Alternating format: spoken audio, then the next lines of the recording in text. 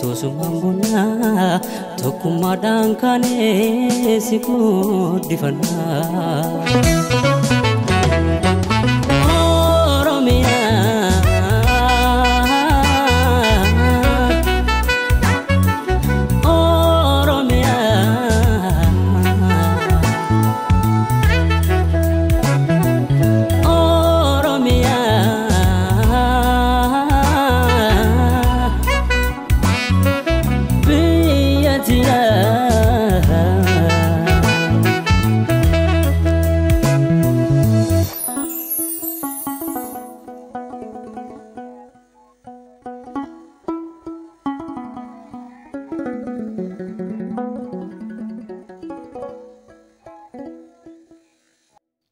Gaafa dhufee siree irra koru dura sireen tooftaa kanaan kan qophaa'u ol ka'iinsi isaa seentimeetira 80 haga 120 akkas ol fagaatee lafarra jiraachuutu irra jiraata. Eegan ammoo bunni sa'aatii ganama sa'a duraa ka guurame siree tokko irratti naqama.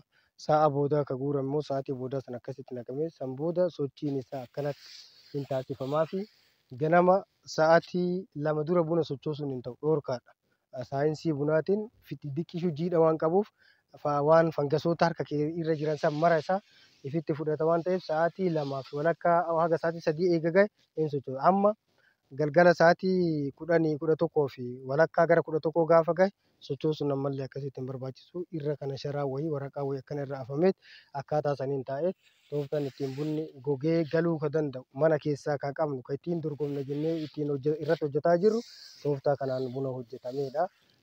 Buna tooftaa kanaan hojjetaa jirra. Siree yoo xiqqaate siree meetira 100 ol harma keessaa qaba. Warri farma Afrikaa faanaa fi kan birriidhaan kan bitadhe jechuudha. Kanaaf qophii kanaan buna as keessatti sharaa irratti bunni afame kan madaabaraa keessa jirullee haa ta'u jooniyaa keessa kan jiru sharaa irratti kaafamee gonkumaa hin jiru. Maali malee siree irratti kan gogeen ala kan biraa kan hin jirre ta'uutu as keessatti jira. Kanaaf tooftaan keenya badhaadhina hunda galeessa jenne san argamsiisuudhaaf ifaajee guddaa nama gaafata. Ifaajee guddaa gaafa nama gaafatu ciniinnattee gaafa ifaajee gaafa milkooftee dagatta waan ta'eef akkaataa kanaan hojjechaa jirra jechuudha. Siree irratti hojjechuudha. Saayinsiidhaan qoratee abbaan isaa ka baasee manwaalii kana kan qopheessee fi tokko biyyee irraa maalirraa bilisa akka ta'uuf nu immoo iyyuu faayidaa biraatu ammayyuu as keessa jira.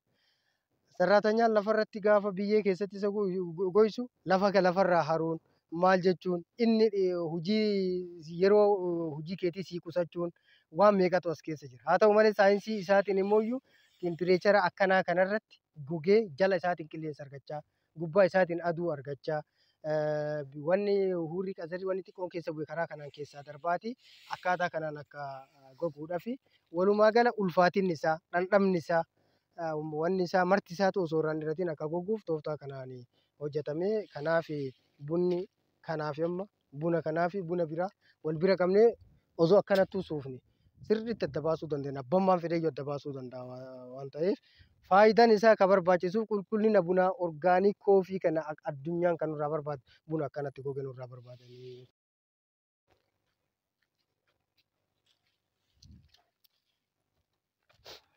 Kuntaalan jooniyaatti akkanatti gala. Eega jooniyaatti galee booda jooniyaatti galchina jennee finneetuma lafa kanarra kaa'uun hin ta'u. Seentimeetira 10 haga 20 ol ka'iinsi isaa mana irraa akkanatti tooftaa kanaan lafarraa ol kaafnee akkaataa kanaan hojjetaatii jirra.